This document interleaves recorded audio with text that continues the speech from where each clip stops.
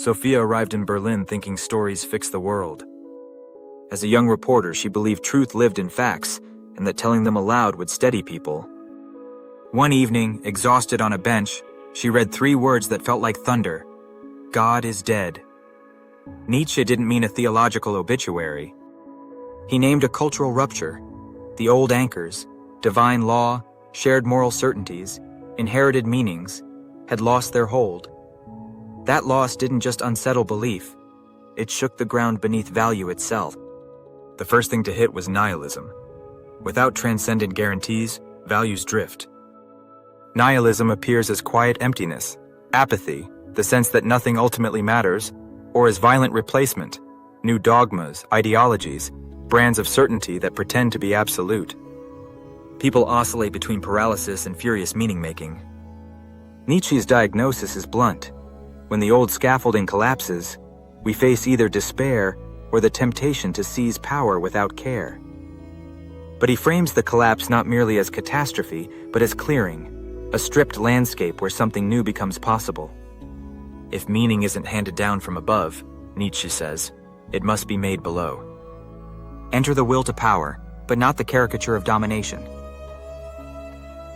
Think of it as a creative force, the biological and psychological energy to interpret, to shape, to make forms out of chaos.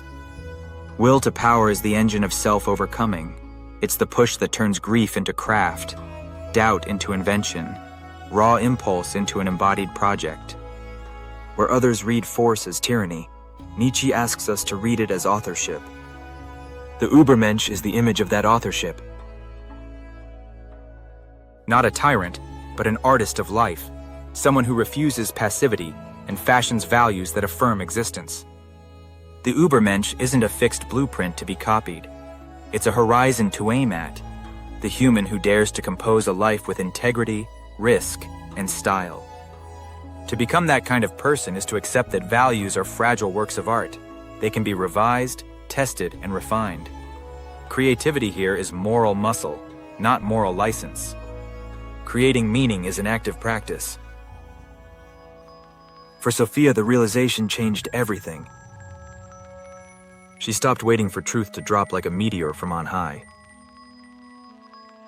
Her work shifted from reporting what happened to shaping what could happen, amplifying silenced voices, framing issues so communities could act, writing pieces that were invitations rather than verdicts. Each choice became an act of value creation. She learned to treat journalism as composition, language and framing as tools for building realities, not merely mirrors of them. This creative stance requires courage and humility in equal measure. Courage because making values means risking error and mockery. Humility because creations can fail and must be reevaluated. Nietzsche's test isn't perfection, it's vitality. Does this value enhance life's power to flourish and create further meaning? Nietzsche's demand is not resignation but embrace. To love your life, including its wounds, setbacks, and absurdities, and to weave them into your projects. Suffering is not an obstacle to meaning but material for it. Sophia learned to use setbacks as texture in her reporting. Loss became context, failure a prompt for curiosity. Rather than curse the abyss, she learned to dance on its edge, letting the danger sharpen her steps. The ultimate thought, the practical challenge Nietzsche leaves, is radical responsibility. When gods die, the world doesn't become meaningless by default. It hands agency back to us, messy and splendid. Meaning is neither discovered in the ether nor trickled down by authority. It is forged by our wills and tested by recurrence. Sophia didn't become mythical, she became intentional. She treated each sentence, each choice, as a stroke in an ongoing composition. The abyss remained, no illusions, but it was no longer a place of collapse.